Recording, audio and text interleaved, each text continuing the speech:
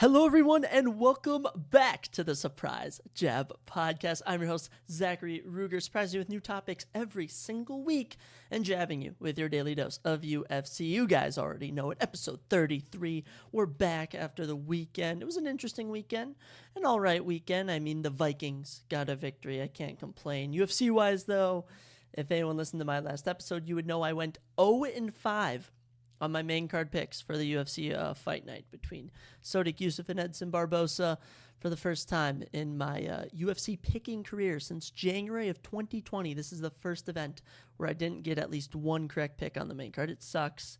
It hurts. But I did well on the prelims a bit. You know, I had a couple correct picks on there. But yeah, that one stings. That one does sting. We'll be doing a full review of UFC Vegas 81. The fight night that went down this past Saturday. We'll be recapping all those fights later on in the episode. Also going to be going over a bit of NFL Week 6. I know there's still one more game to be played tonight when this is uploaded, so we won't be talking about that game between the Cowboys and the Chargers, but we'll be going over every other matchup that happened. So, like the Vikings game, which I was super pumped about. Gonna do a little MLB playoff check-in briefly, talk about the Logan Paul, Dylan Dennis, KSI boxing fights, and get to a surprise topic later. And as always, other sorts of stuff along the way. It's the Surprise Jab Podcast. We surprise you with things. But yeah, pretty good weekend. Got to see my family, got to see my girlfriend.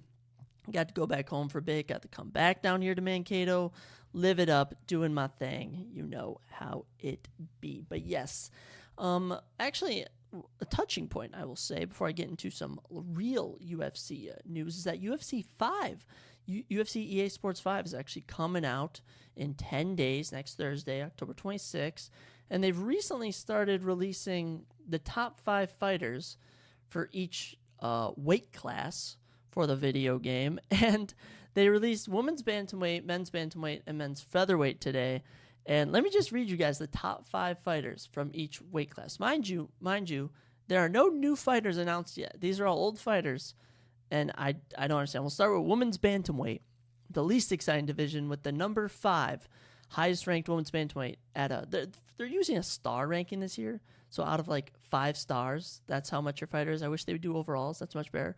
But at number 5 is Miesha Tate, a 4-star. And I mean, Miesha Tate I have no idea why Miesha Tate is in the top 5. I mean, is she even ranked in women's bantamweight? Miesha Tate is ranked number 12.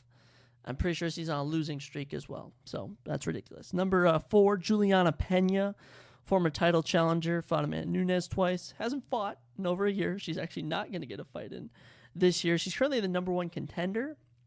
But yeah, she hasn't fought in a while. She's a 4.5-star fighter. Just kind of goofy. Holly Holmes, a 4.5-star fighter as well. She's the number 5 ranked women's bantamweight, which doesn't make sense to me since she was just finished in round 2 in this year. Number 2 is Valentina Shevchenko at 4.5 in a weight class she doesn't fight in. And number 1 at a 5-star fighter is Amanda Nunes. I like the Amanda Nunes one. Even though she's retired and we aren't going to get to see her fight, I guess you have to put her in the game. At men's bantamweight, number 5 is Merab Dvalishvili, who's a 4.5-star fighter. I mean, I would hope Merab is good. I mean, he's the number 2 contender in the men's bantamweight division. Above him is Marlon Vera at a 4.5-star fighter, which makes no sense whatsoever. Marlon Vera is actually ranked below Merab at 6 in the bantamweight rankings. Number 3 is Corey Sandhagen as a 4.5-star fighter as well at the number 4 spot in the men's bantamweight rankings. I suppose I like it. Number 2, Aljamain Sterling, and number 1, Sean O'Malley. I mean, I don't understand why Henry Cejudo isn't up there. He's definitely better than at least Marlon Vera and probably Corey Sandhagen. I'm perplexed by that. But yeah, Sean O'Malley, the number 1 men's bantamweight in the rankings-wise. And last weight class they announced today, which was Monday, October 16th. They had men's featherweight. Number 5 is Jose Aldo at a 4.5-star fighter. He's a legend, but I mean, not in the UFC anymore. At number 4 is Ito Pura. I love it. He's the number 5 contender, probably fighting for the belt next. Good to see him up there. Number 3 is Conor McGregor. Throwback to his featherweight days. I don't want to see a throwback McGregor. I want to play as the current McGregor. Number 2 is Max Holloway at a 4.5-star fighter. Number 1 contender, beating everybody but Alexander Volkanovski. Such a good guy. Love his star rating. I'd probably make him a 5-star fighter, honestly. But the number one fighter, obviously, is Alexander Volkanovski, your current featherweight champion, at a 5-star fighter. And he's fighting this weekend, which is going to be super exciting. Yeah, I just want to see new fighters introduced. That's all I want to see. I could honestly care less about anything else. I will say I will probably be playing way too much of that Thursday night into Friday before Halloween weekend begins. But I mean, it's all in good spirit. It's all fun. You know how it be. But yeah, UFC 5 comes out in 10 days. Very exciting. I was trying to think if any big fight announcements occurred while we took a break from this podcast to the next. And honestly, yes, I'm checking. I mean, nothing huge. They actually announced, comically, a women's bantamweight matchup for the first event of 2024. Wow. Between number 9 ranked Macy Chiasson in the women's bantamweight division and number 4 ranked Ketlin Vieira. I could care less about that fight. My main goal right now is UFC 294, which is going to be great. I can't wait to cover that.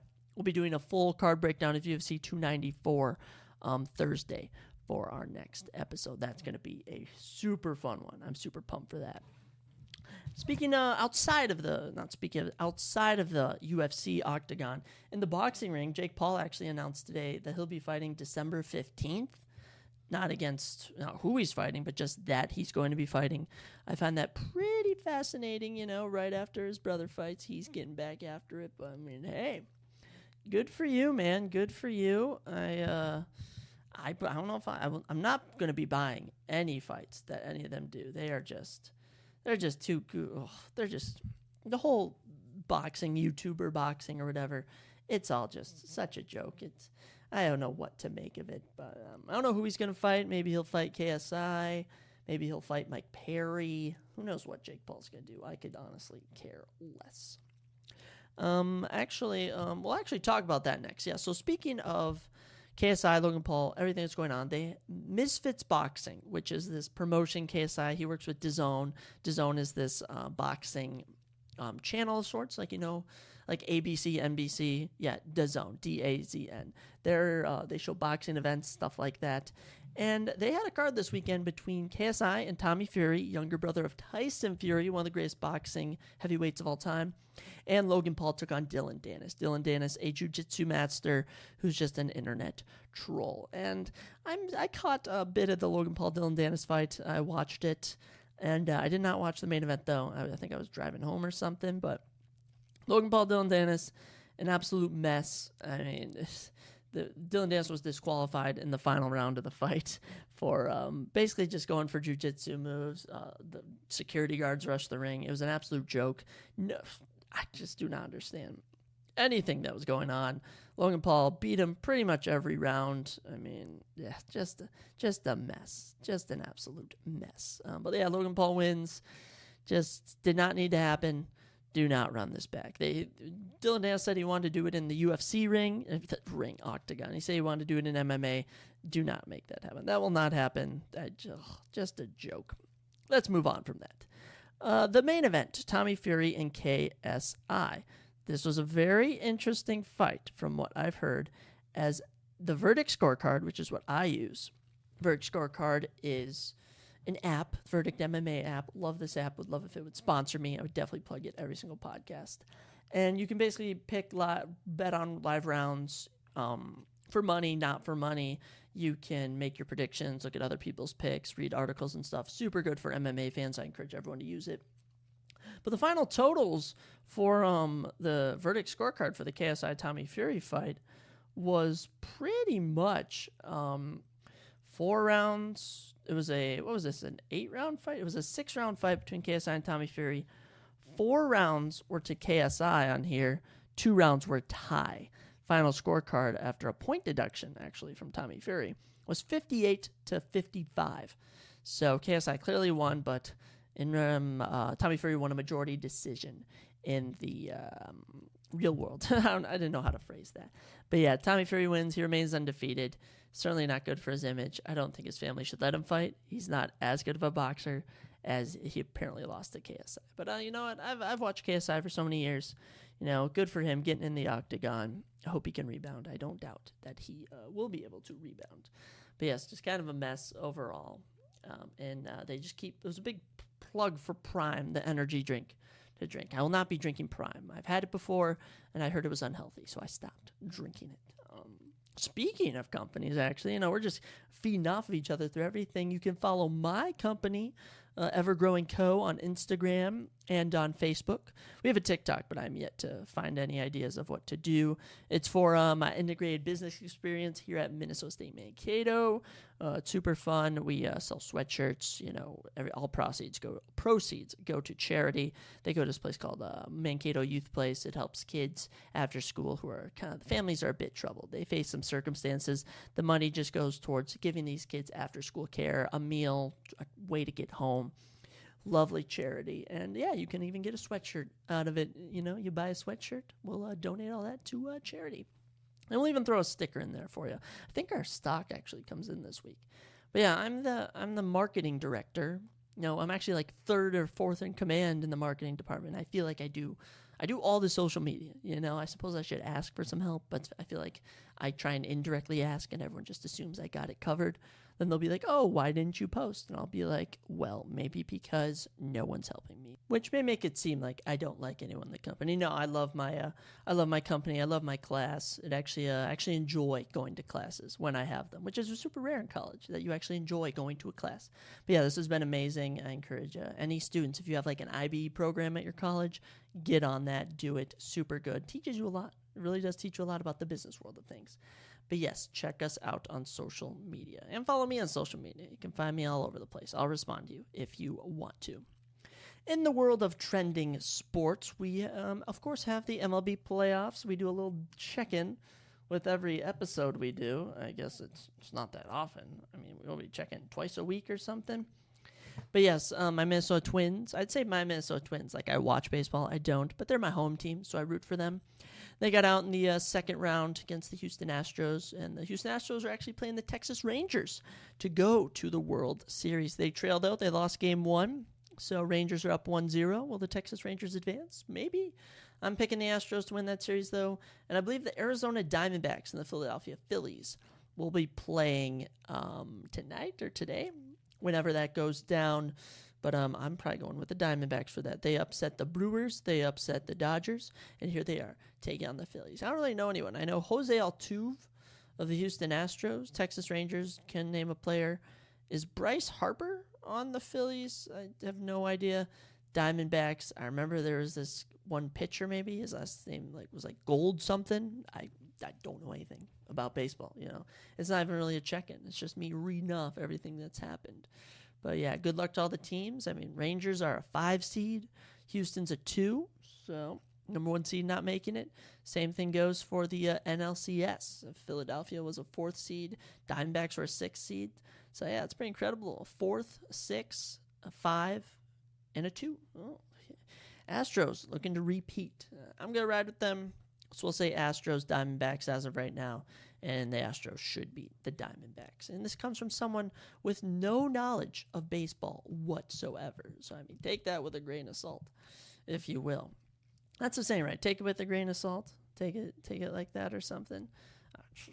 Beats me. I have no idea how that statement goes. But anyways, moving on from baseball, which, you know, sorry to baseball fans. I just don't think baseball's that interesting. I find it kind of boring.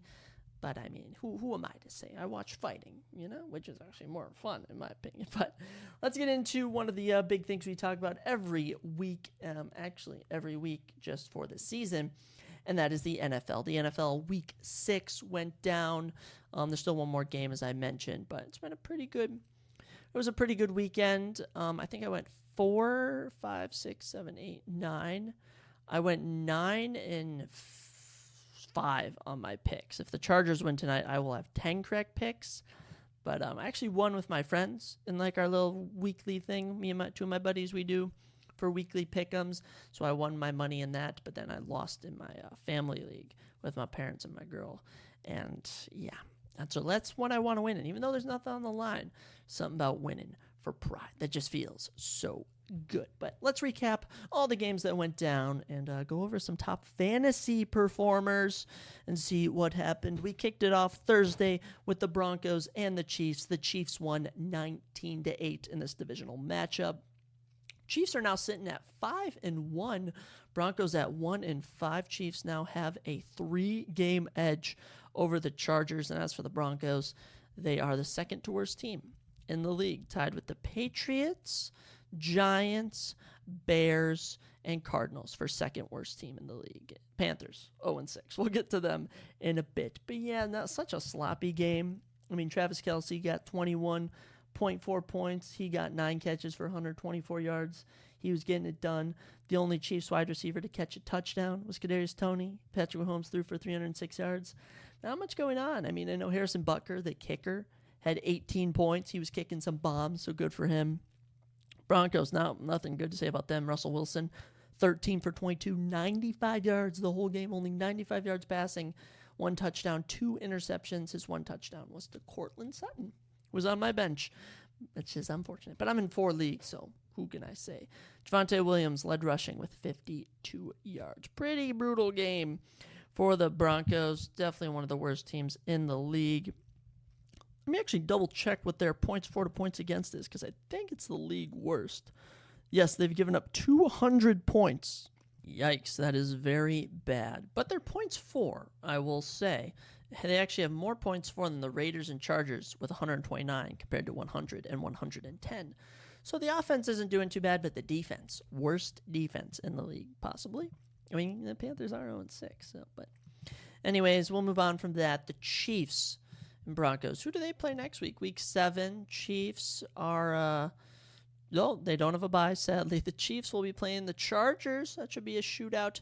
And Broncos play the Packers. So, winnable games for both of those teams. Good luck to both of them. But yeah, Chiefs looking dominant. They're tied for first in the AFC. Actually, it might be the single leader in the AFC. Nope, Dolphins are 5-1 as well. That's what I thought. Head into our 12 o'clock games on Sunday. We kicked it off with the Ravens and the Titans, which actually wasn't at 12. Now that I'm thinking, as this game was in London, I think it was in London. It was at 8:30 for some reason. The Ravens beat the Titans 24-16. Ravens improved to 4-2, leaders of the AFC North. Titans now the bottom of the AFC South at 2-4. Not a beautiful game for the Ravens at all. Justin Tucker's their leader in fantasy with 19 fantasy points. Leader for the Titans was Derrick Henry, who was actually on my bench in my 6-man All-Star League, but all my other running backs outscored him, so it worked out. Derrick Henry rushes for 97 yards and a touchdown and had 2 catches for 16 yards. Ryan Tannehill putting up 76 yards on 8 completions, 60 attempts for an interception. Malik Willis actually came in, and on 4 passes, almost matched Ryan Tannehill's full game numbers with 74 yards. Yeah, Titans are just hit or miss every week. Ravens, they're 4-2. They have 133 points for, 91 points against. They were coming off a loss last week. But Lamar Jackson's not putting up MVP numbers. I heard one person I know was saying he's going to be MVP this year. Absolutely not. He's not even in the race. 223 yards, a touchdown and a pick, rushed for 62 yards. Just nothing much from him. Mark Andrews, 4 receptions for 69 yards, leading the yardage, but it's actually Zay Flowers, the rookie, 6 catches for 50 yards and a touchdown.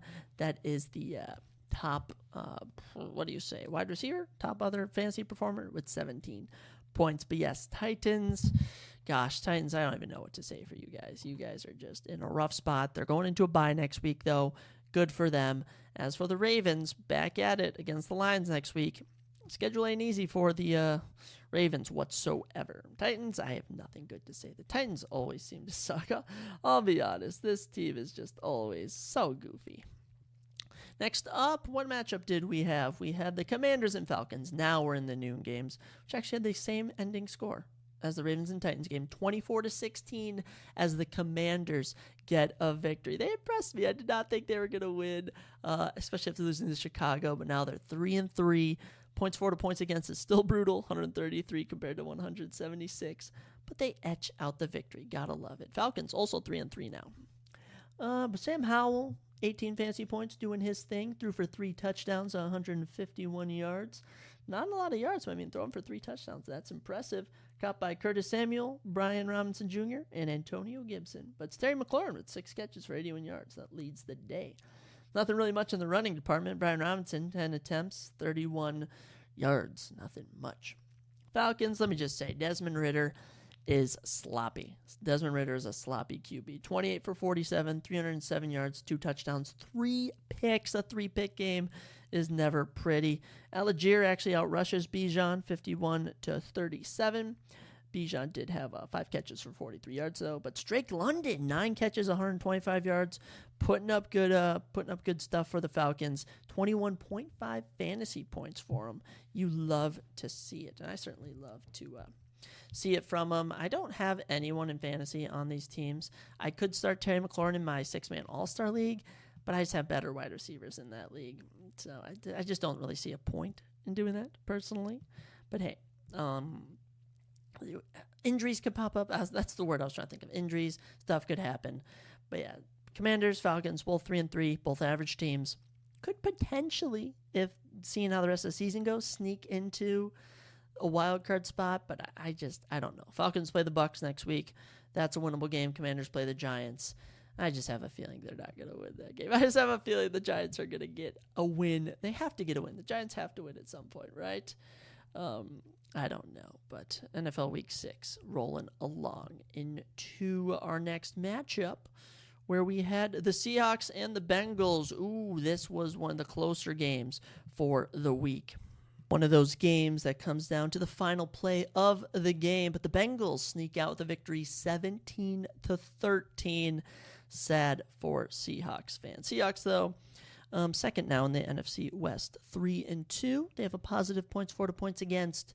But, man, good win for the Bengals. Don't look now. I mean, the Bengals now on a little 2-game win streak, 3-3. Could definitely climb their way back to the top of the AFC North. Currently at the bottom, but they should be able to rally. Kenneth Walker doing his thing fantasy-wise, 17.9 points. T. Lockett had 15. Jamar only 14 fantasy points. Tyler Boyd actually had more with 16.8. Seattle, I mean, Geno Smith, rough game, 323 yards and 2 picks. Kenneth Walker, though, 62 yards rushing, a touchdown. T. Lockett caught 6 passes for 94 yards. Not a bad game, but, man, let me just tell you, Jamar, 6 catches, 80 yards. Tyler Boyd, 7 catches, 38 yards, 1 touchdown. When it comes down to the end of the game, it was just not enough.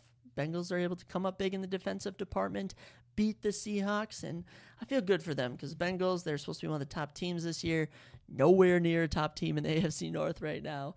I mean, if we go through there, I mean, there's 1, 2, 3, 4, 5. There's like multiple teams ahead of them. Could still make the playoffs. They probably will. Probably just some early season jitters from them, and they get a bye week next week, which is much needed. As for the Seahawks, they get a divisional matchup against the Cardinals, so a winnable game there for the Seahawks if they want to bounce back. Who knows? Obviously, they do. Another divisional matchup that went down was the Jaguars and the Colts, with the Jaguars winning 37-20. Oh my goodness, Jaguars, leaders of the AFC South. 4-2, got a plus 20 points for to points against ratio. 3-game win streak. They are looking good. Colts 3-3, only minus 12 in the points for to points against. They're not too bad. Jaguars were just better in this one. Travis Etienne drops 23.3 fantasy points, 55 yards rushing for 2 touchdowns. Actually scored 2 touchdowns in 16 seconds. It was absolutely crazy. Got one. Defense came up big. Got the ball right back, and he rushed it back in. It was awesome. And he caught 3 passes for 28 yards. He was getting it done. Do got to give some credit to a Brandon McManus, 17 fantasy points for the Jaguars kicker. He was doing it. Trevor Lawrence, 181 yards, 2 touchdowns and a pick. Need some more for him. He's one of my fantasy quarterbacks. I don't know if I should bench him or what I should do with him, but he needs to step it up. Colts, Gardner Minshew throws 3 picks, gets a tutty, 329 yards. Turnovers were killing them. Zach Moss, 21 yards rushing for a touchdown. Caught 6 balls for 38 yards. Michael Pittman, though, 9 catches, 109 yards, 19.9 fantasy points. Doing his thing. And you know what? Joshua Downs, Colts rookie? I don't know if Joshua Downs is a rookie. I can't recall, but he's new to the team. 5 catches, 21 yards, and a touchdown. So good for him. Happy for you, Joshua Downs. I don't know too much about you, though, so I can't really say anything. Jaguars next week. Who they matching up with? Because obviously we're going to be giving picks. Oh, they have a Thursday night football game against the Saints. Quick turnaround for the Jags, and the Colts take on the Browns. Ooh, we'll get to the Browns in a minute. Oh, my gosh. Exciting team there. But yeah, good win for the Jags. Plus 17. 17-point victory. Good for you guys. Hey, 4-2. Not too shabby. Next up, Panthers and Dolphins, and honestly, it was looking kind of interesting. Panthers went up 14-0. Adam Thielen having a huge game, 28.5 fantasy points. He caught 11 passes for 115 yards and a touchdown. Bryce Young, 217 yards and a touchdown. Okay game. Chuba Hubbard, 88 yards rushing for a touchdown, was doing his thing. But man, after going down 14-0, Miami said nope and scored 4 straight touchdowns. Scratch that. They scored 5, 6 total for the game. Miami Dolphins are an absolute unit. My goodness, this is one of the best offenses in the league. Probably, no, I scratched that. This is the best offense in the league. The Miami Dolphins have the best offense in the league. They're now 5-1, league best, 223 points for. They do have 156 points against, but that 223 points for makes up for it. As for the Panthers, 0-6. 0-6. Oh my goodness. Minus 64 points for to points against ratio. This is the worst team in the league, but I don't think they're going to end as the worst team in the league. This team just needs to get a win. That's all they need to do. They get a win, they'll get some confidence back. Let me read you off the stat sheet for this. Oh my gosh. For this Dolphins team, first off, Raheem Mostert. Oh my goodness. I love this man. 34.2 fantasy points. Tyreek Hill, I also love, 28.3 fantasy points. Incredible performances from both of them. Tua throws for 262 yards and 3 touchdowns. Raheem Mostert rushes for 115 yards and 2 touchdowns and caught 3 passes for 17 yards and a touchdown. What's his name? Shahid Ahmed, rookie running back they scooped up when Achani got hurt. He rushed in for a touchdown. Tyreek Hill, 6 catches, 163 yards. This is the best wide receiver in the league. Tyreek Hill is so talented, caught a touchdown. Even did a little backflip with someone's camera. Jalen Waddle, not too bad. 7 catches, 51 yards, and a touchdown. This team is looking pretty good. Pretty freaking good. They're definitely going to be contending. I know they have a matchup with the Chiefs at some point, but as for now, keep it rolling, Miami. My goodness. I mean, Panthers, they get a bye next week. They get to assess things. Dolphins, they keep it rolling, man. Dolphins do not stop. Okay, next weekend, big matchup against the Eagles. Sunday night football. Oh my gosh, in the primetime spot. Dolphins and Eagles. That should be a huge, huge barn burner. But yeah, Miami doubles the Panthers' points. But the Panthers, they like 14-0. All right, they started 14-0. So if they can just start good and keep that going, they could do well. Also for the Dolphins, though, gotta be careful how many points you give up. Let's get into the game that I watched in full. I was so happy. I was so happy. We did it. We're 2-4. The Minnesota Vikings beat the Chicago Bears 19-13. It was sloppy, okay? I'll admit it. It was a brutally sloppy game. It was bad. Okay, but we got it done. We pulled it out thanks to our defense. 22 points from our defense. Got a little touchdown. Shout out to you, Jordan Hicks. Love you. Jordan Addison caught a tutty from Kirk Cousins. Kirk, 181 yards and a touchdown. Jordan Addison, 3 catches, 28 yards and a touchdown. TJ Hawkinson was our leading wide receiver. 6 catches, 50 yards. Nothing much offensively. It was more of our defense. I mean, Justin Fields, 58 yards and a pick. Got hurt. Who knows if he'll even play next week. The backup, Tyler Bagent, came in. 83 yards, a fumble, and a pick. Absolutely brutal. Deontay Foreman, though, did rush for 65 yards. Good for you, Chicago. DJ Moore, 5 catches, 51 yards. But yeah, we absolutely stuffed them. My goodness. Defense came up massively in this game. Leading Bears fantasy player, you want to guess? The defense, 11 points. So actually 11 points from the Chicago Bears defense. Not too bad. DJ Moore had 10. Cairo Santos, 9 points. He honestly did everything. He did everything for them. Maybe like Zach, 13 points. Who got a touchdown? Tyler Bagent punched in a lame touchdown for no reason at the end. So, Vikings get it done. Happy for us. It's been a rough season, guys, where we lost Justin Jefferson. He's going to be out a while. Everyone's hating on us, 2-4. We're getting mocked. We're only -6, though, in the points for to points against. We're 2-4. If the Packers lose next week and we win, we could pass them. And I don't think the wild card is out of our zone. Okay, I truly feel we can do this. And we got worse teams below us, like the Bears, who are just atrocious at 1-5. Oh my gosh, that's just terrible. Bears next week, they get to face the Raiders, which isn't too bad of a team, honestly. It's a winnable game. As for the Vikings, we get to play the 49ers at home, coming off of a loss. My goodness, that is going to be a tough one. But Kirk Cousins can do this. Oh man, I root for the Vikings every single week. They're my team. And you know what? It's good to get a win this week. I don't know how next week's going to hold, but I stay hopeful. Speaking of the 49ers, let's talk about their game next. 49ers undefeated 5-0 lose to the Cleveland Browns 19-17. Do I say it's biggest upset of the week? I think it's a bigger, I'm going to say, I don't know, guys. I actually don't know what to say. There were two huge upsets. I'm going to say this is actually tied for the biggest upset of the week. So, yes, this is tied for biggest upset of the week as the Browns snap the 49ers undefeated season at 5-1. 49ers are still 5-1, 2 games ahead of the Seahawks. But, yeah, tough loss for them. And this is a great defense. They've only given up 87 points this season. But guess what? The Cleveland Browns, who are now 3-2, they've only given up 77 points this season. The best defense in the league gets it done. My goodness. First off, Christian McCaffrey, leading fantasy performer, 14-2 for the 49ers, 11 rushes, 43 yards, caught 3 catches for 9 yards and a touchdown. Hurts his oblique. My goodness, Christian McCaffrey could be injured, could be out. It's not even the worst of it, guys. Deebo Samuel also injured in this game, and he's for sure going to be out next week from what I've heard. Just a tough going. Brock Purdy having the worst performance of his career. 125 yards, a touchdown, and a pick. It was absolutely terrible. Brandon Ayuk, though, 4 catches, 76 yards, got a lot of targets. He was doing his best, but man, it's the Cleveland freaking Browns who snap them. Wow. P.J. Walker, 192 yards and 2 picks, gets it done at QB. Terrible performance, I'll say. Jerome Ford, 84 yards rushing. And it's actually Kareem Hunt was the only player to score.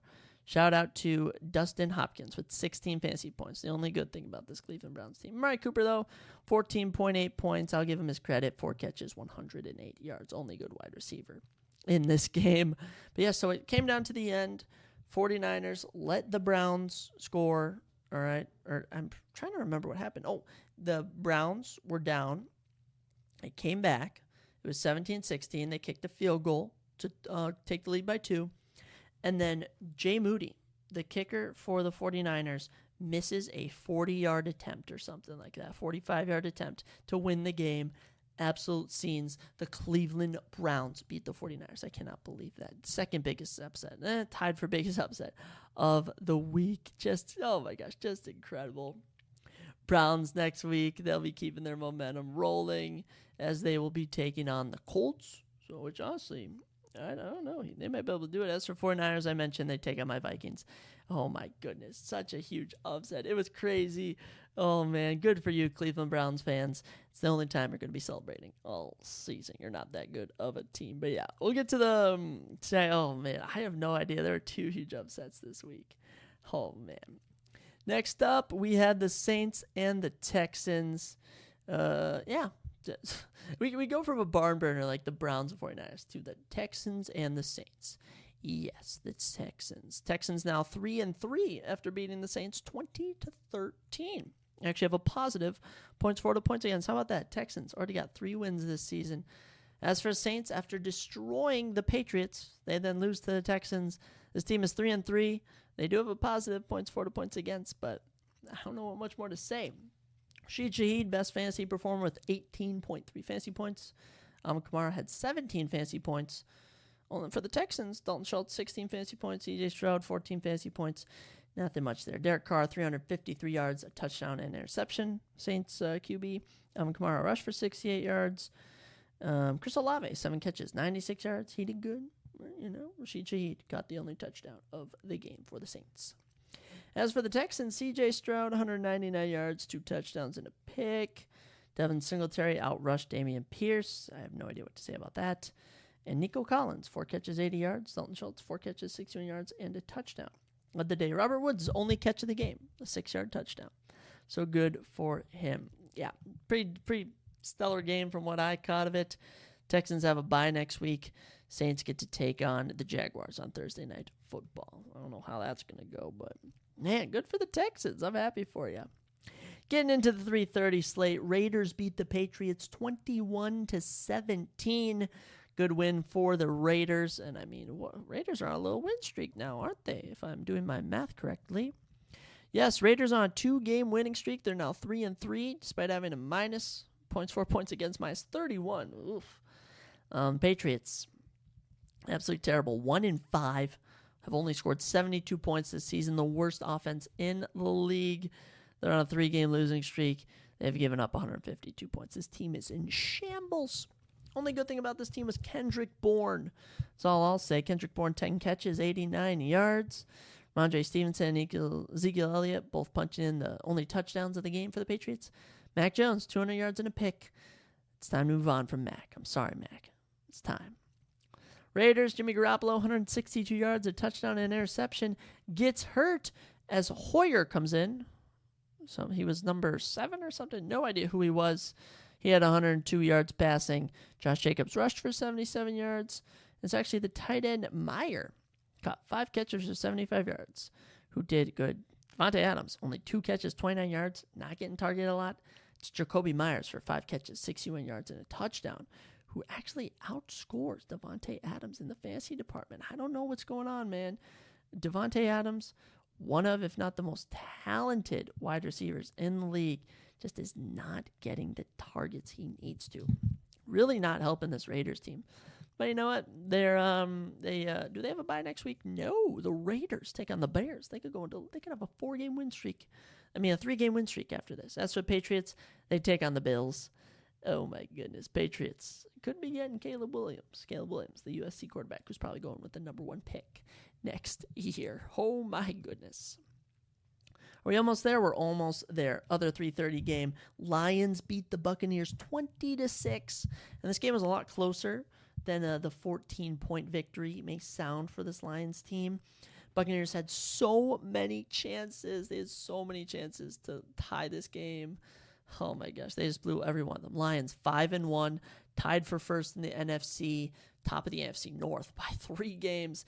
This team is looking good. David Montgomery suffering an injury really hurt my fantasy team. But you know what? It's Amon-Ra St. Brown. 30 fantasy points having a day. Jared Goff had 22. Man, good job for them. Buccaneers, Chris Godwin, leading fantasy performer with 13.7 points. Jared Goff throws for 353 yards. Wow, 2 touchdowns. Nothing in the rushing department. I mean, I don't even know if they broke 40 yards rushing. Amon-Ra St. Brown had 12 catches, 124 yards, and a touchdown. Jameson Williams, 2 catches, 53 yards, and a touchdown. Sam Laporta, 4 catches, 36 yards. As for the Baker Mayfield Bucks, Baker, 206 yards and a pick. Not getting it done. Rashad White only rushed for 26 yards. Mike Evans, only 4 catches, 49 yards. This team is brutal, man. Team is brutal for the Buccaneers. 3-2, though, still ahead of the NFC South. That's how bad the NFC South is. Everyone in the NFC South is now on a losing streak. Let me just remind you that. They're Buccaneers, Falcons, Saints, and Panthers all lost their last game. Worst division in the league, potentially. Next weekend, though, I mean, do the Lions get a bye? No, Lions and Buccaneers still keeping it going. Bucks take on the Falcons at home. That's a winnable game for them. Lions take on the Ravens. That should be an interesting test. See how they handle Lamar Jackson. But yeah, good win for the Lions. At this point, I'm just gonna be happy for Lions fans. All right, you guys got a good team, better than the Vikings. I'll accept it. Divisional matchup. In this one between the Rams and Cardinals. Rams win 26-9. The Cardinals defense had no answer for this Rams offense. Matt Prater, leading fantasy performer for the Cardinals with 11 points. Just nothing. Joshua Dobbs, 235 yards and a pick. Mark Ingram, who's 10 rushes, 40 yards, led the Cardinals. Oh my gosh, this team only got 3 field goals. Terrible stuff. But we'll give credit to the Rams. Matthew Stafford, 226 yards and a touchdown. All right, Kyren Williams rushed for 158 yards and a touchdown. Cooper Kupp, 148 yards on 7 catches for a touchdown. Paku Nakua, 4 catches, 26 yards. Not doing too much. It was pretty much the Kupp, Kyren, and Stafford show. Good win for this Rams team. Rams now in 3rd place in the AFC West at 3-3. Positive points, 4 points against. Cardinals, 1-5. Absolutely terrible. Absolutely terrible. They've given up 62 points against them. Only 117 points for. They're on a 3-game losing streak. Oh, man, I don't know what to say about this Cardinals team. Nothing good to say about them. They play the Seahawks next week. Should lose that one. Rams play the Steelers, though. Winnable game for them. Winnable game. But, yeah. Cardinals, pretty bad. Rams, I think the Rams could make the wild card maybe. This offense is pretty good. Cooper Kupp's getting back in the rhythm. We'll see how it goes. And now we're into my favorite matchup of the week. Oh, my gosh. I was so excited for this one. The Jets beat the Eagles 20-14.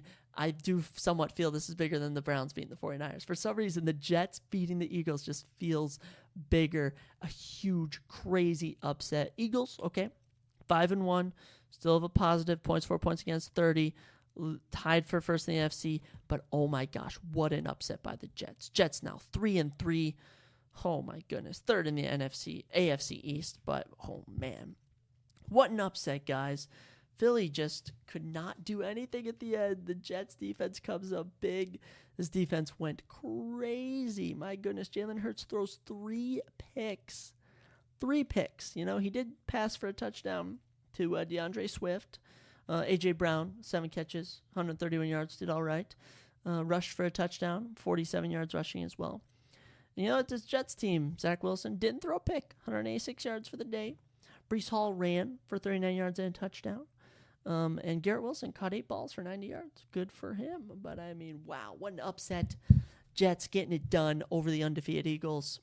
Undefeated no more, I should say. Undefeated no more. Excellent win for the New York Jets. You got to root for them, man. You really got to root for them. After losing Aaron Rodgers, I kind of want that Cinderella story. He comes back in the playoffs, leads them to a Super Bowl. I don't know if they write him like that in real life, but I sure wish they do. Jets taking this huge upset into a bye week. As for the Eagles, no sleep for them. They take on the Dolphins at home on Sunday Night Football next week. And I honestly favor the Dolphins as an early prediction for that one. Good job to the Jets. And we'll be brief about that Sunday Night Football game between the Bills and Giants that went down last night, I should say. Bills win 14-9. It is just, it was a gross win. Very bland. Stephon Diggs had 20 fantasy points, was the only good part of that game. Josh Allen, 169 yards, 2 touchdowns and a pick. Not that impressive. James Cook rushed for 71 yards. Stephon Diggs, 10 catches, 100 yards. Best part of the game. Morris, tight end, catches a touchdown, and Hardy, wide receiver, catches a touchdown. Their only catches of the game were touchdowns, so good for them. Giants, Tyrod Taylor throws for 200 yards. Saquon Barkley rushes for 93 yards. Leading wide receiver was Robinson. Can't even remember who he is. Darren Waller, 5 catches, 43 yards. You know what? This was a close game at the very end. Giants had one shot to win the game from the 1-yard line, and they missed a throw to Darren Waller. He was covered very good. I've seen people say, hey, it could have been pass interference. You know what? They had so many opportunities in the red zone on that final drive to score. Just couldn't get it done. Bills, they improved to 4-2. Very good points, 4 points against 173 compared to 89. As for the Giants, tied for second worst in the NFC. Second worst in the league, actually. 1-5. A terrible offense, 71 points for. Wait a minute. Do they have a worse offense than by 1 point, the Giants actually have a worse offense. 71 compared to 72. And they've given up 167 points. On a 4-game losing streak, this Giants team might need to consider entering the Caleb Williams sweepstakes, honestly. Terrible, terrible stuff from the Giants. Oh, my gosh. I don't even know what to make of that team. Just atrocious. But then the Bills, not the prettiest win, but a win's a win's a win, if that's how you wanna phrase it. And Bills next week, they got a matchup with the, trying to think who it is. The Bills play the Patriots next week, so they could get a win. And Giants, the close one here against the Bills. They take on the, oh my gosh, who do the Giants take on next week? They take on the, I literally had it right in front of me, the Commanders at home. There it is. Commanders, probably going to lose that game. I don't know, but it happens. It happens. No, it doesn't. The Giants team sucks. Daniel Jones might need to move on from Daniel Jones. But yeah, not too bad of a week 6. Kept me entertained at the noon games. 3:30 games were pretty good. But yeah, once you watch football all day, it does kind of get a bit boring. Kind of does put me to sleep towards the end. But that's just how it be. And that's why we're going to be getting to our surprise topic. Yeah, that's enough football talk for the episode and our surprise topic. I don't know how many people are going to feel about this, but, I read before bed. I always like to find a book of any kind and read it before bed. Kind of puts me out more, gets me in a more sleepy mood, if you will. And I recently read over the last month or whatever, The Hobbit. I read the Hobbit book. Hobbit by J.R. Tolkien or whatever, J.J. Tolkien or whatever. Notable author, Hobbit. They made movies after them. Super good. And it's just one book compared to 3 movies. And I was just kind of curious. I was like, oh, what's the difference between the movies and the books? I've now read the book. I've obviously seen the movies multiple times. And I found this article by Screen Rant about The Hobbit, 20 differences between the books and the movies. And if you want to guess, that's going to be what we're going to go over. That's your surprise topic for the episode is what are some differences between the Hobbit book and the movies, in case you're curious. Because I certainly was watching the movie and I'd be like, okay, that wasn't in the book. All right, so one thing that I just noticed right off the bat is that the movie is a lot of filler. A lot of filler. They wanted to make it more exciting, right? More cinematic. Whereas the book, it's just a book. It's a story. It doesn't need any of that. Obviously, it has it, but it doesn't need it for the big screen.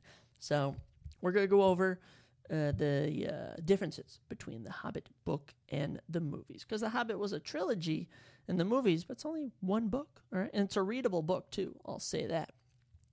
And we're going to just kick off with the first... So basically, you're going to probably find out about the book and the movie if you don't know about the story. But it kicks off with one of the main differences is Gandalf's reason for seeking out Bilbo. So, main character, Bilbo Baggins, he's a hobbit. Hobbits are basically shorter humans with giant feet. They don't even need to wear shoes. And Gandalf is a wizard. So Gandalf's reason for finding Bilbo are different when looking at the Hobbit book versus the movie. In the novelization of The Hobbit, it is established that Gandalf seeks out Bilbo for the quest, particularly because of a memory he had of his mother. Quest I'll mention in a moment. According to Gandalf, he was impressed by Belladonna Took, which is his mother, because of her adventurous spirit and personality, and he hoped that side would come out of Bilbo if he joined them on an adventure. In the film, Gandalf reminisces about knowing Bilbo as a young boy who adored the thought of danger, excitement, and adventure. The change isn't a huge one, but it does say a lot about Bilbo's character as he appeared in the book versus the film adaptation. Either way, it's an opportunity for Gandalf to deliver one of his best lines of the trilogy, which I don't know what that quote is, but actually, let me try and find what the quote was. It was, do you mean to wish me a good morning, or are you saying it is a good morning, whether I want it or not? Yes, that's what it was. That was super funny. So the quest, basically, there's these dwarves. They want to go reclaim their mountain where a dragon took it over, took all their gold, killed their families and stuff. And Gandalf has his reasons for wanting to side with them and go to them, but they need someone to sneak in. They need like a thief, and that's what Bilbo is. He's a robber, a thief of sorts. Not really. He's actually a really nice guy, but he's just smaller and nimble and can fit in places. And that's what Gandalf visits him about. Next up, we have the Dwarven Contract. So another one of the biggest differences between the Hobbit book and movie is the Dwarven Contract. The nature and details of the Dwarven Contract with Bilbo Baggins are never explicitly specified, which is why it's so comical to see the film version go on forever when unrolled. It was Jackson's way, the director, of injecting some comedy into the film, especially at such an early start to the story. In the book, the contract is simply a note left on his mantle, with 2 short paragraphs acting as content. That's a stark contrast to the film version, and one of the few changes Jackson made that actually helped make the story better. So yes, there's a contract about him going with, and just mentioned briefly in the book, but in the movie he unrolls like a scroll and it just goes on forever, which I suppose isn't too big of a thing, but no, it's a difference nonetheless. Number 3, Bilbo leaving Bag End. Bag End is where he's from. Even the way that Bilbo leaves Bag End contrasts in the case of the Hobbit book versus movie. This change was small but noticeable, and it occurs when Bilbo finally decides to make a go of it and join the dwarves on their adventure. In the film, he races after them with a backpack full of stuff and catches up with them before they get too far down the road. In the book, it is said that Bilbo left Bag End without even a handkerchief in his pocket. In truth, Jackson's change was probably for the best, as any hobbit would never run off without a few of the comforts of home. So yeah, but I mean, I don't understand how it would make it better if the author wrote it. I'm just saying. But yeah, not too big of a change. But I do remember in the book, he was debating it and then woke up late or something and rushed to get out there. So just a change, but nothing too much. Number 4, the knowledge of the necromancer. The necromancer, one of the villains of sorts of the Lord of the Rings trilogy, which is like The Hobbit's a prequel to Lord of the Rings. So Sauron is a mystery to those who only watched the movies, but changing Gandalf's knowledge of the necromancer arguably broke canon when it comes to the Hobbit book versus movie. In the Hobbit films, Gandalf learns of the necromancer when he speaks to Ragadask. Ragadask is another, wizard, another wizard like Gandalf, which is what Peter Jackson, the director, used as the reason for Gandalf leaving Thorin, leader of the dwarves, and company. However, in the book, Gandalf is already well aware of the necromancer. In the book, Gandalf has already visited Dol Guldur, which is where the evil spirits lay, and heard of the necromancer, as it was there that he encountered Thran, the father of Thorin Oakenshield, and received the map and key that he later gave to Thorin. So, Thorin Oakenshield, leader of the dwarves of sorts, he's like the grandson of the king of the dwarves, and his father, Thrain, was the leader before him. He perished when the dragon came.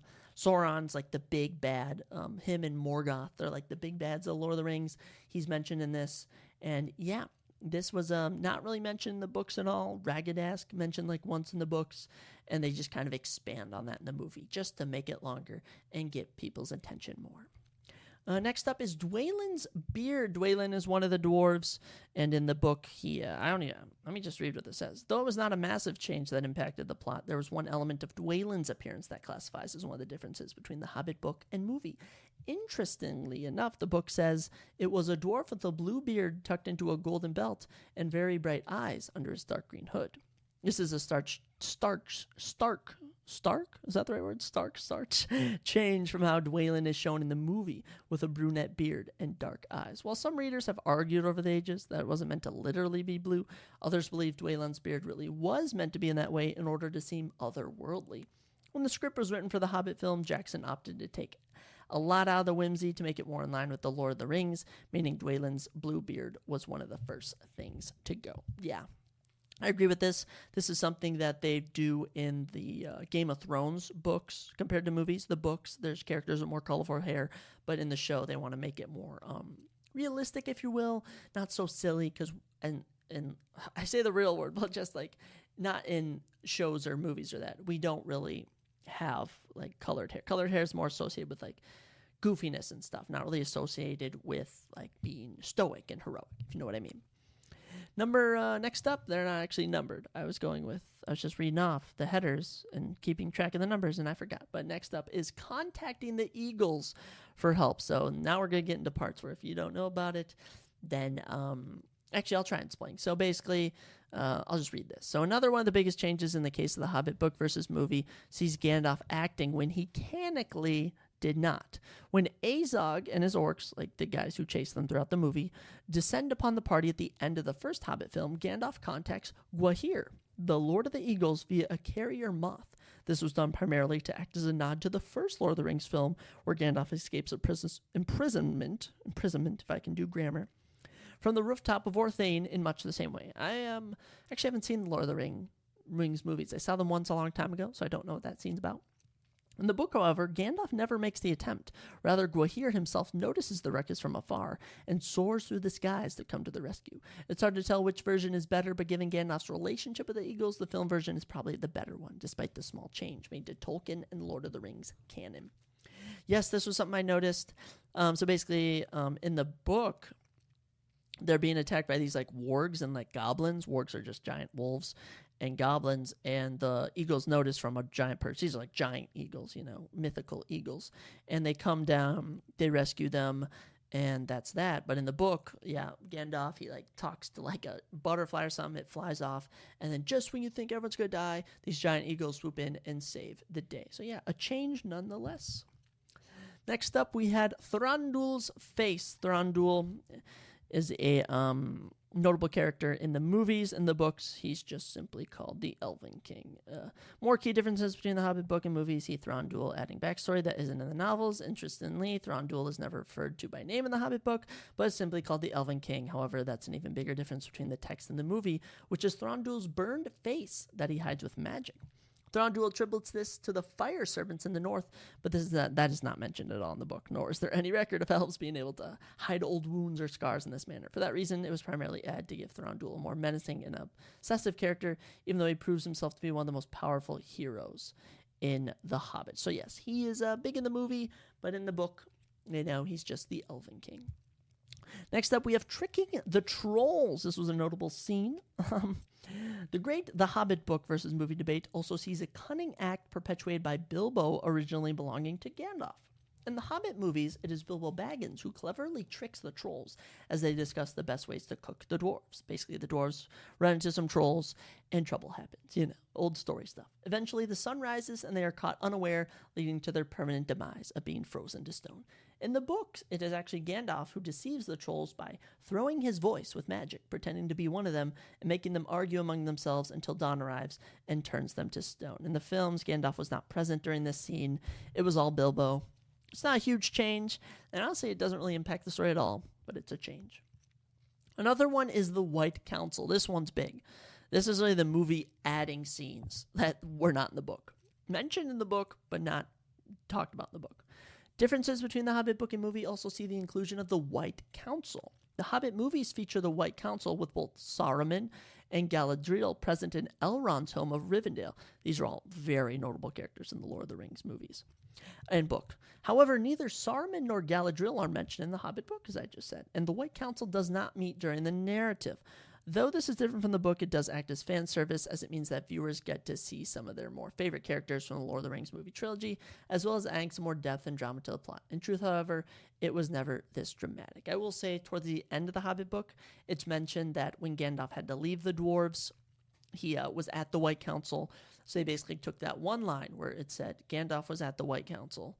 Then they expanded it into a lot of scenes in the movies. The length, that is another big difference.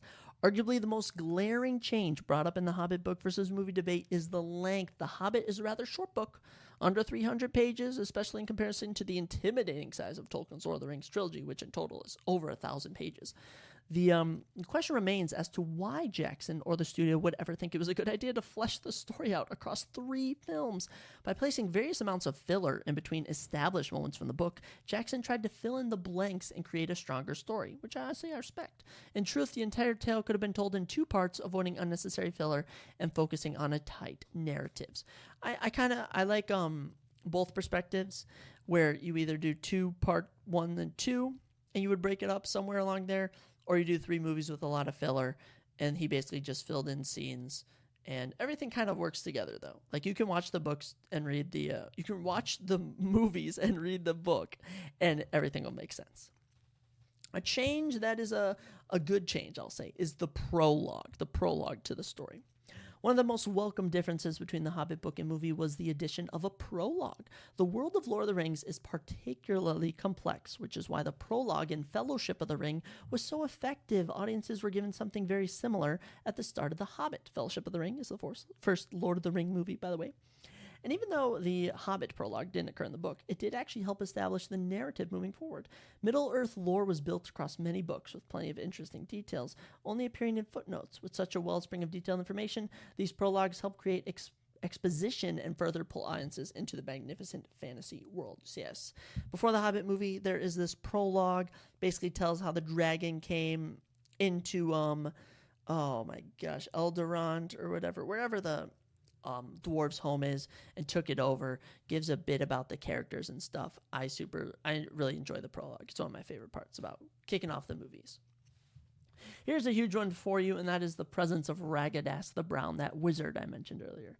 In The Hobbit, Tolkien mentions the wizard Radagast the Brown only a handful of times as one of the 5 wizards of Middle-earth. In the movies, Peter Jackson greatly expands his role, allowing the character to interact with the likes of Gandalf and Bilbo Baggins, while starring in his own scene in which he helps avert a group of goblins from catching up to the main characters. I mean, he had such a big role in this film. My goodness, I swear I saw this guy all the time, but he was entertaining, so it wasn't like he was a bad ad. He also provides comic relief, yes, as an innocent, eccentric, and bubbling character who hides a deep, vast power, which is his wizard skills.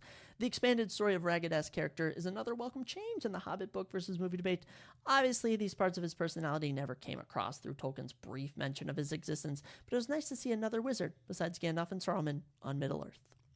Another huge change was the presence of Tauriel. Sometimes new characters work, but Tauriel's addition is another one of the differences between the Hobbit book and movie that had audiences scratching their heads because of the way Jackson handled her arc. Played by Los Evangeline Lilly, or what's her name, Wasp from the MCU, Tauriel is a character exclusive to the film adaptation of The Hobbit, and she isn't in any of the Lord of the Rings films.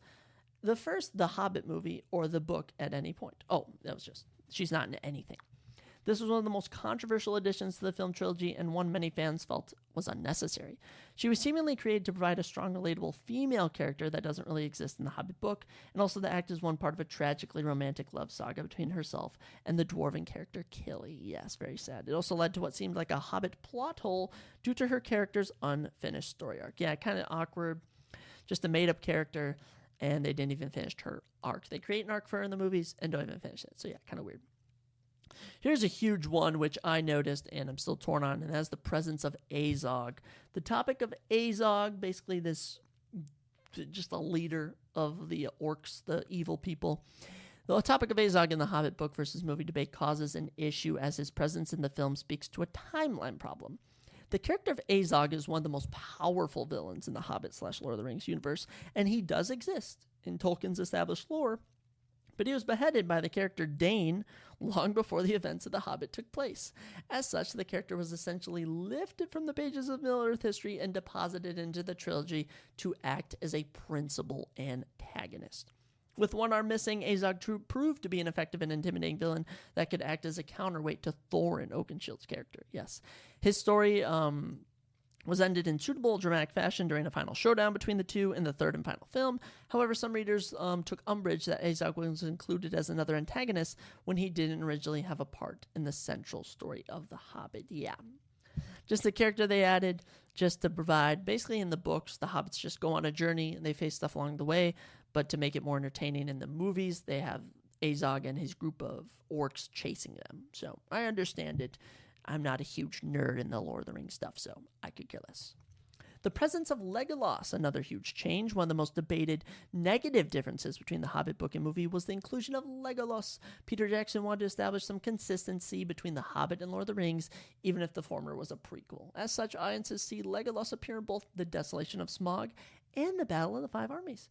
However, Legolas doesn't appear in the book at all, and it feels as if he was deposited into the film trilogy as a way to bring back an audience favorite.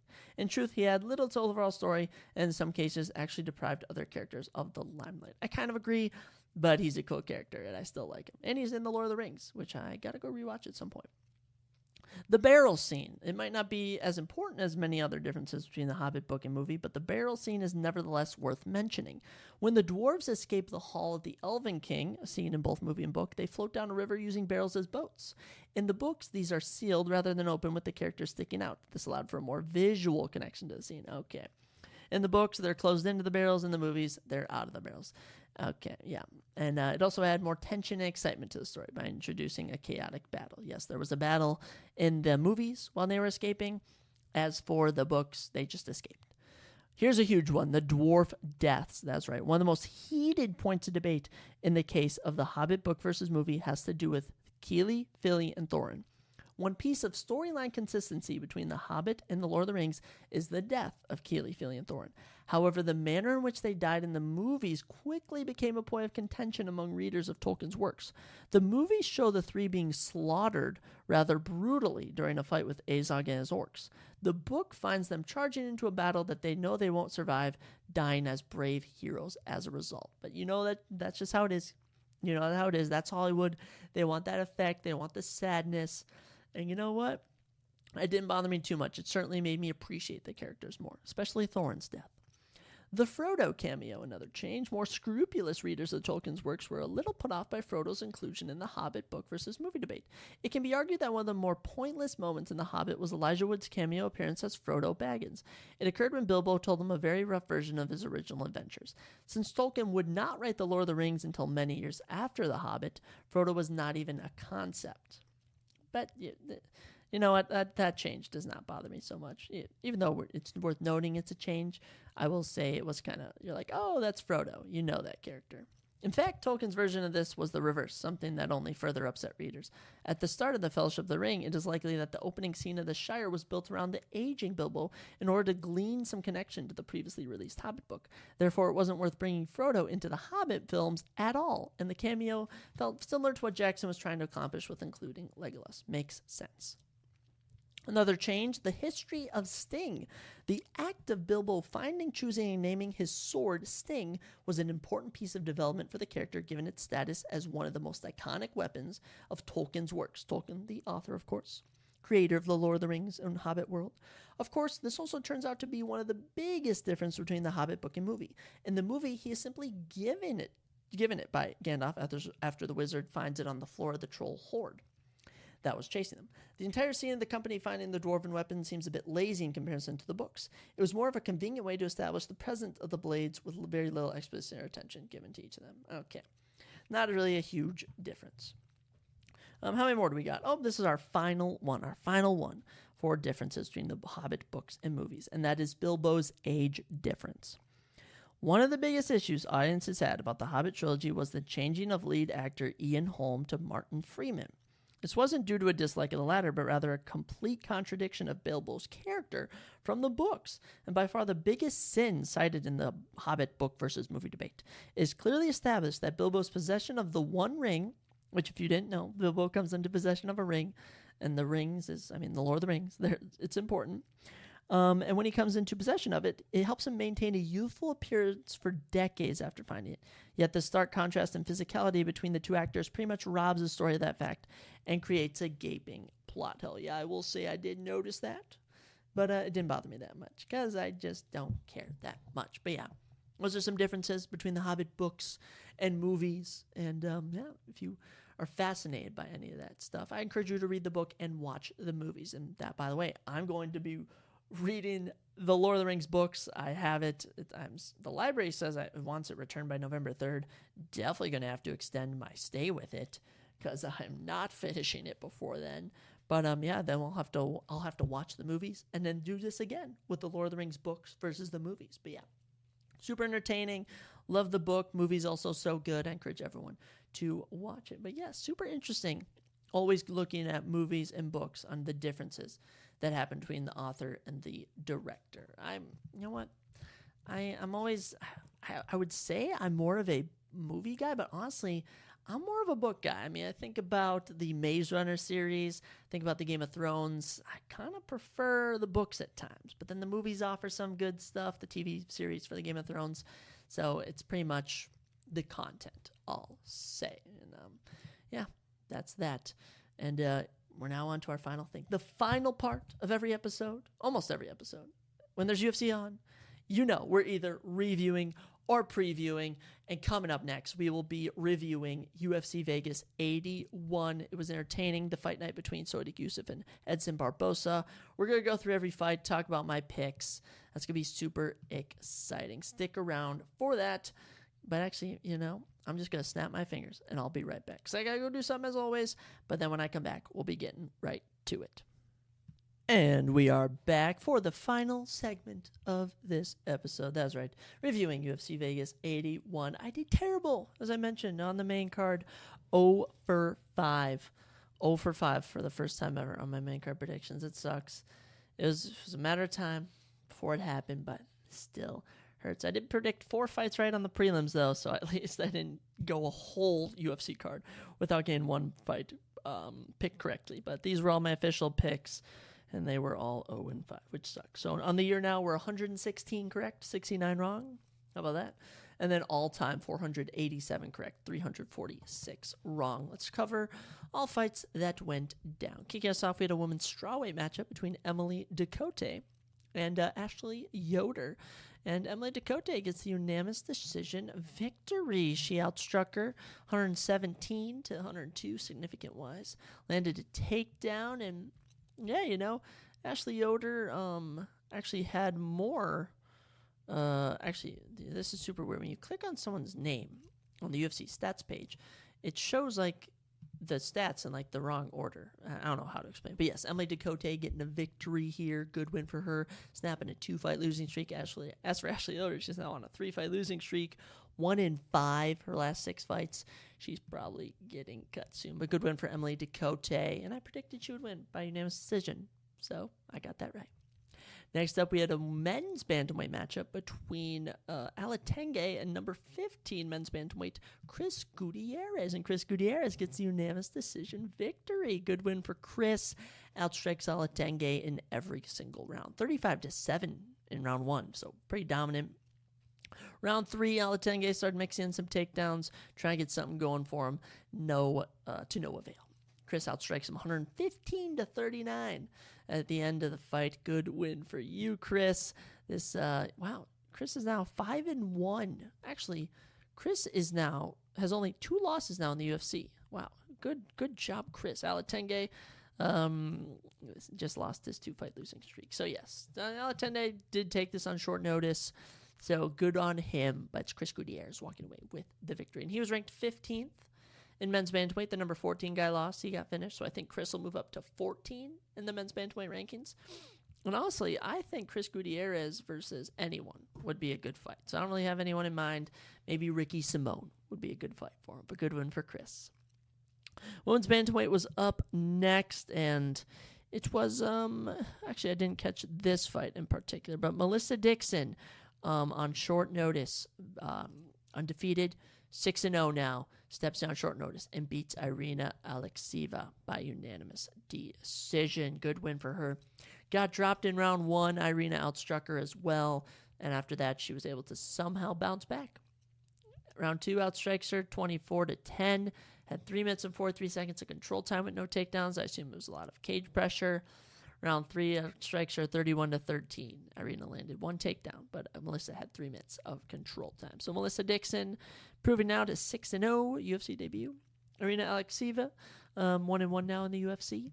And lastly, women's bantamweight. Let's get her in the rankings. Melissa Dixon, have her fight number 15 or number 14 ranked women's bantamweight. Chelsea Chandler or Josie Ann Nunes. I don't really care, but you know what? Good for you, Melissa. I'm happy for you. You're undefeated now in the UFC, and you just got to win. How about it? Someone who should have gotten a performance of the night bonus up next is Terrence McKinney. He starches Brendan Marotte in 20 seconds. Hits him with a knee, then lands some follow-up punches, and he was out of there before you could even blink your eyes. You were like, whoa, this is actually happening. Terrence McKinney, absolute dog. Terrence McKinney is now 15-6, 21 professional fights. None have ever gone the distance. That's incredible, Terrence. 2-fight winning streak now for him. 2-fight round 1 TKOs. All right, Brendan Marotte stepped in on short notice. We appreciate you, Brendan, but you are not UFC caliber. You got to go. He's got to go. As for Terrence, I mean, heck, this guy can fight anyone. I don't care who Terrence fights. I mean, he's originally supposed to fight. Oh, who was he supposed to fight? I can't even think. I think it was Duncan, someone. He called out someone. Chris Duncan or something. I know he's from like the European countries. But yeah, I think he called him out for UFC 295. Let's make that fight 2 good unranked lightweights. Terrence McKinney, 22nd knockout. Incredible. Women's bantamweight was up next as Tainara Lisboa beat Ravina Oliveira. Oh, by the way, I predicted Terrence McKinney round 1 knockout. I'll just give myself a due, if you will.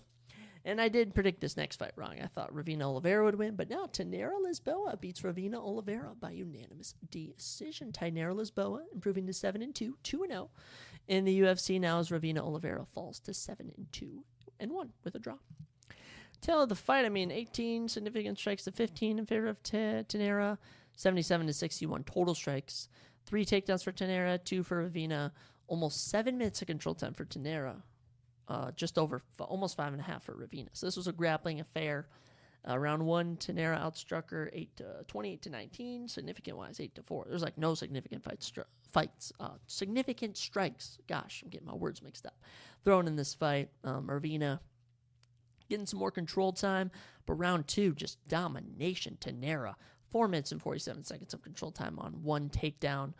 Ravina didn't even land a significant strike. Round 3, though, Ravina landed 11-8 more significant strikes, 34-15 more total strikes, landed a takedown for 3 minutes control time, but it was to no avail. Tainara Lisboa getting the victory. And honestly, have her fight Melissa Dixon. 2 women's bantamweights.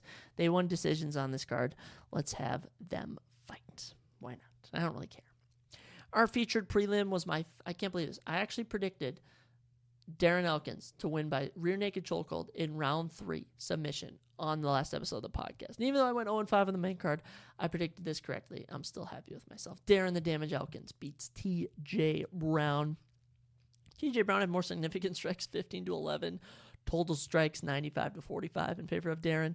Darren goes 5 for 8 on takedowns for 8 minutes of control time. TJ Brown 2 for 2 on takedowns for 1.5 minutes of control time. Didn't catch this fight either, but round 1, Darren 2 for 2 on takedowns, 3.5 minutes of control time, 53-11 total strikes. Was going for takedowns clearly. Round 2, Darren same plan, 3 for 5 on takedowns, 2 minutes 49 seconds of control time. TJ Brown did have more strikes, but Darren was just going for takedowns. And in round 3, Darren didn't even land a takedown, just found his way to the mat, was able to get a submission, and Darren Elkins gets the victory. This guy's almost 40 years old, guys, getting victories in the UFC. As for TJ Brown, he is now on a 2-fight losing streak. Not impressive at all. What is he in the UFC? He's 3-5 in the UFC. Yeah, they should cut him. But keep Darren around. He's entertaining. And we'll get into this main card. I have no excitement whatsoever. I went 0-5 on my picks. Makes me super sad, but that's just how it goes. Let's kick us off as Christian Rodriguez beat Cameron Saman. This was kind of an upset. Cameron Saman was 9-0 undefeated, now 9-1. Crazy. Christian Rodriguez now has killed 2 hype trains in a row, Raul Rosas Jr. and Cameron Saman. He's also on a 3-fight winning streak. Impressive stuff. 3-1 in the UFC. Only losses to Jonathan Pierce. So, tail of the fight, Christian outstruck him, outgrappled him. Pretty much did everything. Round 1, Cameron had more strikes, but it just wasn't enough. Christian was just doing better. Landed a takedown from what I can see here. I didn't catch this fight, by the way. Round 2, though, Christian landing more on the takedowns, outstriking him. Same thing in round 3. Turned up the pace, but not enough for Cameron Saman as Christian Rodriguez gets it done. Good for you, Christian. I'll give you your props. This was at bantamweight, but yeah, I really thought Cameron Saman was good, man. That sucks, Cameron. But Cameron's young. He's 22 years old. He'll bounce back. Next up, one of the more shocking moments of the night, earning himself a performance bonus as Michelle Pereira starches Andre Petroski in 1 minute and 6 seconds. I cannot believe when I read that. When I saw a Twitter notification pop up that said that, I was in tears. I love Andre Petroski, but not anymore, I guess. I guess Michelle Pereira has just killed his hype. Snapped a 5-fight winning streak for Andre Petroski. But as for Michelle Pereira, extended his to 6-fight winning streak now for Michelle Pereira. And this was up in weight at middleweight. How about that? But yeah, 1 minute and 6 seconds in, Michelle lands 1 punch, knocks him down, lands some follow-up. So that was that. Michelle Pereira, welcome to the middleweight division. I love it, man.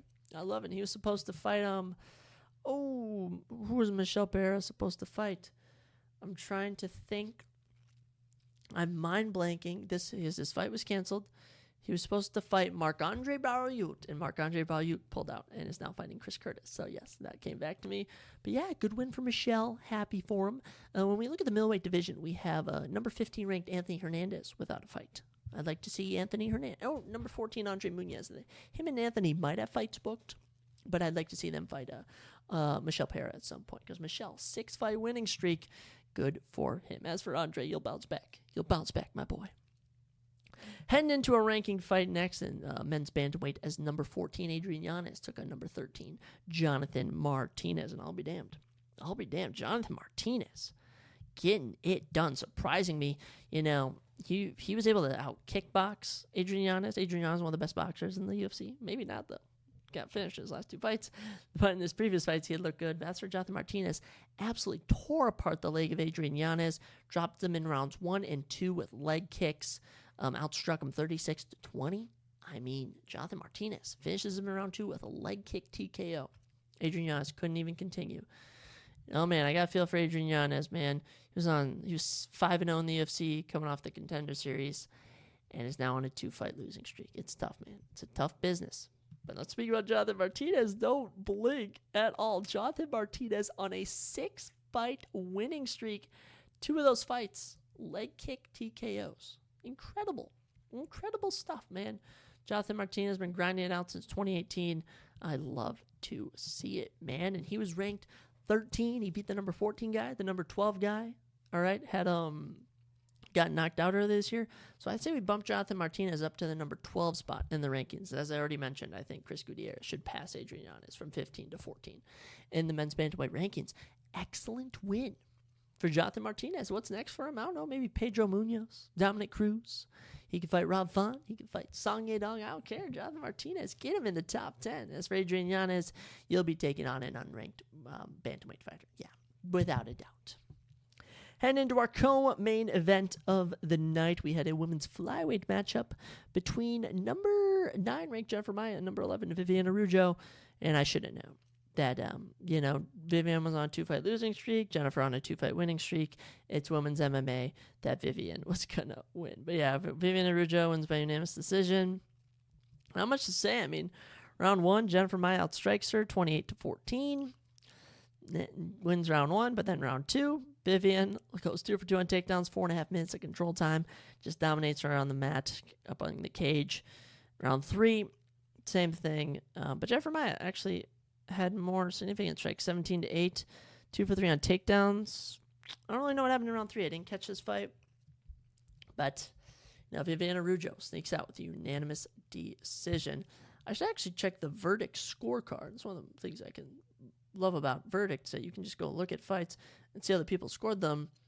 And globally wise, people gave Jennifer Maia round 1 and round 2, Viviane Araújo they gave Jennifer Maia round 1, Viviane Araújo round 2. Round 3 was close. More people scored it for Jennifer Maia, but total score at the end of the fight was for Viviane Araújo. Super confusing. But yeah, Viviane Araújo getting it done, snapping a 2-fight losing streak. Jennifer Maia lost her 2-fight losing streak. So Jennifer Maia will probably fall down to the number 11 spot in the women's flyweight rankings. Viviane Araújo will bump up to 9. Good win for both of them. Not a good win. No one's stock rose in this fight. Sometimes I just think I'm saying things, but nothing good to say here. I'll tell you what was good, even though my guy lost. The main event, Sodiq Yusuff versus Edson Barbosa, earns Fight of the Night honors, and it's definitely in the Fight of the Year competition. This was one of the craziest main events I watched, and you know what, I'll admit it, because it was in the past. I watched it driving home. I had it propped up on my dashboard. But you know what, I made it home safely. I'm here to record this podcast, so clearly I made it. But yes, oh my gosh, this was an insane fight.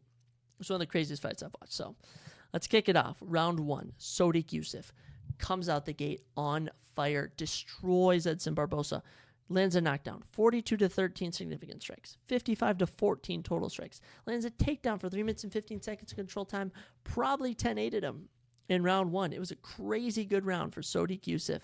Super impressive stuff. Man, I thought Edson was out of there. Round 2, that was my prediction. I had Sodiq Yusuff round 2 knockout. I was like, this is so going to happen. Round 2, though, Sodiq still outstriking Edson. All right, 43-33, significant-wise 42-31. But Edson getting back in it. You know, he might have actually won round 1. On one of the judges' scorecards, he won round 2. On the other 2, he had lost this round. But yes, I personally did have it 2-0 round-wise for Sodiq Yusuff heading into round 3. And round 3, Edson was just back in his zone, outstriking Sodiq and landed a spinning wheel kick, which knocked down Sodiq Yusuff. I have no idea how Sodiq Yusuff survived this. It was incredible. Excellent job by Sodiq Yusuff. But man, oh man, Edson Barbosa was back in the fight. Round 4 kicks off. Edson just outstriking him 48-39, 47-35 significant-wise. Edson was on fire, and just like that, it was either 2-2 or 3-1 for Edson Barbosa. He was back in this fight. Round 5, it was competitive. Sodiq was still swinging. 41-40 total strikes in favor of Edson, 41-30 significant strikes in favor of Edson. And Edson Barbosa landed 3 takedowns for 1 minute and 38 seconds of control time just to kind of end the fight. And just like that, Edson Barbosa gets the unanimous decision victory.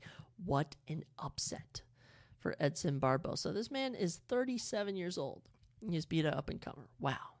Edson Barbosa, ranked number 13, just beat the number 11 guy. He'll move to the number 11 spot in the UFC rankings. Sodiq will either move to number 12 or number 13 spot in the rankings. Wow. Edson Barbosa, what a comeback. Thought he was out of there in round 1.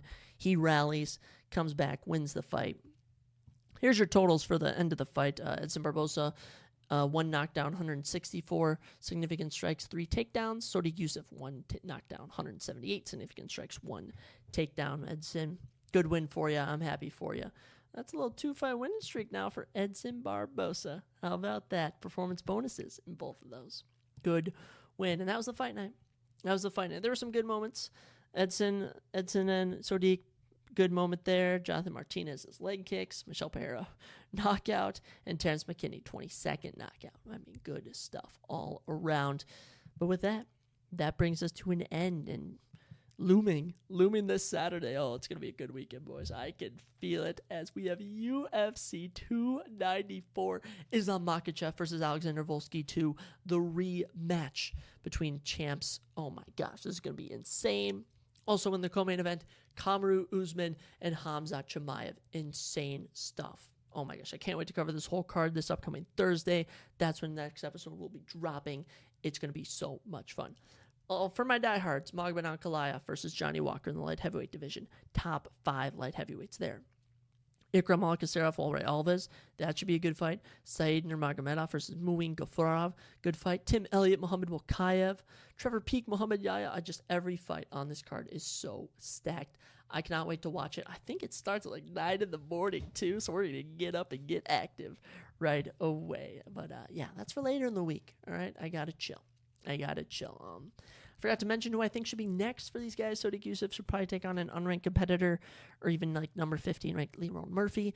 But as for Edson Barbosa, you're not ranked 11. You're looking up. You do hold a loss to number 10, number 8, and number... it's kind of some upper-level guys. But as for Edson Barbosa, I think a fight with maybe Calvin Kattar could be in the cards for him. Or maybe someone like Movsar Evloev. We'll see. But good win for him. Man. What a crazy card. Just like the card comes to an end, this episode comes to an end. This was a fun one. I enjoyed this one. Talking a little bit about NFL, a little bit boxing, a little bit about The Hobbit, books and movies, and of course, UFC. Always here to surprise you and jab you. That's my job, is just to surprise and jab everyone, I suppose so. But yeah, follow my company, Evergrowing Co. I really appreciate it, just a follow. You can unfollow in December, all right, literally when the semester's over, but I would appreciate that. Follow me on my other socials, reach out to me if you want to be a guest on the show. If you have any ideas for segments or stuff, let me know, guys. Thank you so much for listening. I appreciate everyone who listens. I look at the analytics, I look who listens, and I just want to say thank you guys so much. Have an amazing week. It's Monday when you listen to this. It'll probably be Tuesday or Wednesday, so you kick this weekend's butt. All right, have an amazing week, guys. I'll catch you next time.